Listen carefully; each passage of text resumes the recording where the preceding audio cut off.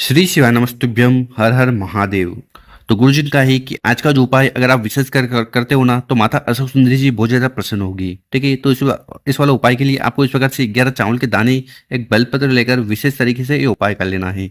बस ये उपाय कर लीजिएगा, उसके बाद आपकी हर प्रकार की दिल की कामना इच्छा पूर्ण होगी, या अगर जीवन में दुख परेशानी समस्या है तो वो भी समाप्त होगी। ठीक, तो गुरुजी ने बहुत ही अचूक उपाय बताया है, कैसे करना है वो बताएंगे। उसके पहले अपने शुभ हाथ से 3 कार्य कर लें। इस वीडियो को ज्यादा से ज्यादा लोगों तक शेयर कर दें, वीडियो को लाइक कर दें अभी तक, और चैनल को अभी तक सब्सक्राइब नहीं किया है सब्सक्राइब जरूर करें। तो इस वाले उपाय के लिए सबसे पहले जो सामग्री लेनी है वो है तांबे का लोटा। तो इस प्रकार से आपको तांबे का लोटा ले लेना है, और उस तांबे के लोटे में आपको अपने घर से जल भर लेना है। इसके बाद जो अगली सामग्री है वो है चावल। ठीक है, चावल के दाने लेने हैं। कितने, तो आपको गिनकर 11 चावल के दाने लेने हैं, और ये कहीं से खंडित टूटा फूटा ना हो ये सुनिश्चित कर लें। इसके बाद जो अगली सामग्री है वो है बेलपत्र। कितने बेलपत्र की जरूरत है, देखिए ये आपके ऊपर है, आप चाहो तो 1 ले लो, 5 ले लो, 7 ले लो। ठीक है, पर एक तो जो भी बेलपत्र लो ना, वो कहीं से खंडित टूटा फूटा ना हो। तो इस प्रकार से मात्र तीनों सामग्री को लेकर चले जाना है शिव मंदिर। ठीक, ये उपाय भी सुबह शाम आप अपनी इच्छा अनुसार कर सकते हो। देखिए अधिकतर हम जो उपाय बताते हैं ना वो आप सुबह शाम कर सकते हो, पर कुछ विशेष उपाय होते हैं जिनको आपको प्रदोष काल में करना होता है।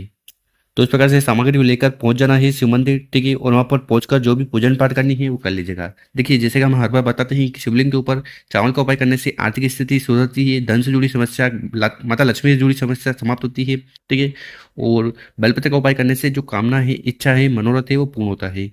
तो इस वाले उपाय में आपको सबसे पहले करना क्या है कि आपके पास जो 11 चावल के दाने हैं ना, एक एक चावल के दाने को उठाना है और ये जल के लोटे में समर्पित करते जाना है। ओम नमः शिवाय, ओम नमः शिवाय इस मंत्र का जाप करते हुए। तो इस प्रकार से आपको 11 चावल के दाने इस जल के लोटे में डाल देना है। ठीक है, इसके बाद आपके पास जो एक बेलपत्र है ना, उस बेलपत्र को उठाना है और अपने सीधे वाले हाथ में इस प्रकार से बेलपत्र रख लेना है।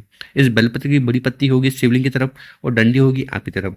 तो इस प्रकार से आपको बेलपत्र रख लेना है। उसके बाद आपके पास जो जल का लोटा है उस जल के लोटे को उठाना है और अपने सीधे वाले हाथ में इस प्रकार से रख लेना है। इसके बाद क्या करना है, इस हाथ को उठाना है और सबसे पहले जो जल का लोटा है उसको आपको शिवलिंग के ऊपर समर्पित कर देना है, चढ़ा देना है।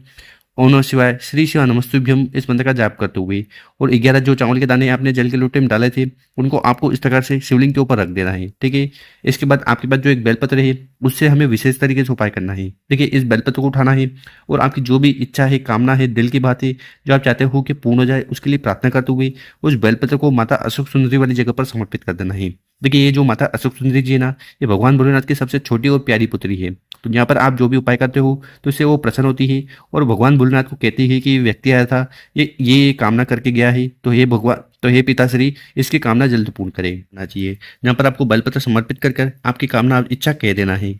तो इस प्रकार से आपको पहला वाला विशेष तरीके से उपाय जरूर करना है। इसके बाद आपको शिवलिंग के पास बैठ जाना है, भगवान भोलेनाथ और माता अशोक सुंदरी से आपकी जो भी कामना है, इच्छा है वो पूर्ण हो जाए उसके लिए प्रार्थना कर लेना है। देखिए वो कामना व्यापार को लेकर हो, नौकरी को लेकर हो, घर में सुख शांति को लेकर या धन प्राप्ति को लेकर हो, तो जीवन में चल रही कैसी भी समस्या है, बाधा है ना, उन्हें समाप्त करने के लिए विशेष उपाय है।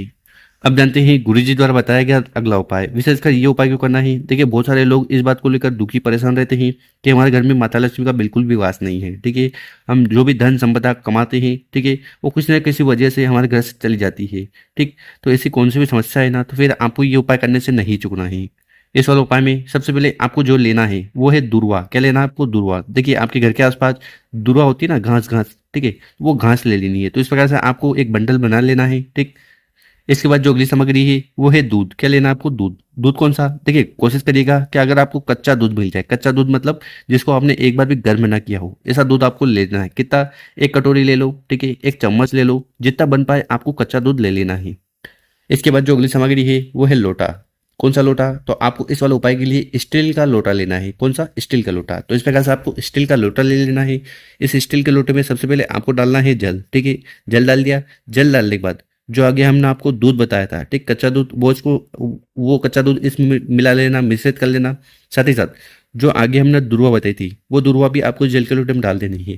तो इस प्रकार से आपको जल का लोटा तैयार कर लेना, और ये जल का लोटा लेकर आपको कहीं पे भी नहीं जाना है। ये उपाय विशेषकर आपको अपने घर में करना है। घर में कहाँ, ठीक है, अगर आपके घर में लड्डू गोपाल है, ठीक है, विष्णु जी का कोई रूप है, ठीक ठीक, या राम जी का कोई भी रूप है, कहने का मतलब है कि विष्णु भगवान का कोई भी रूप आपके घर में है, वो चाहे मूर्ति के रूप में हो, पोस्टर के रूप में हो, तो उसके समक्ष आपको ये जल का लोटा लेकर चले जाना है, ठीक।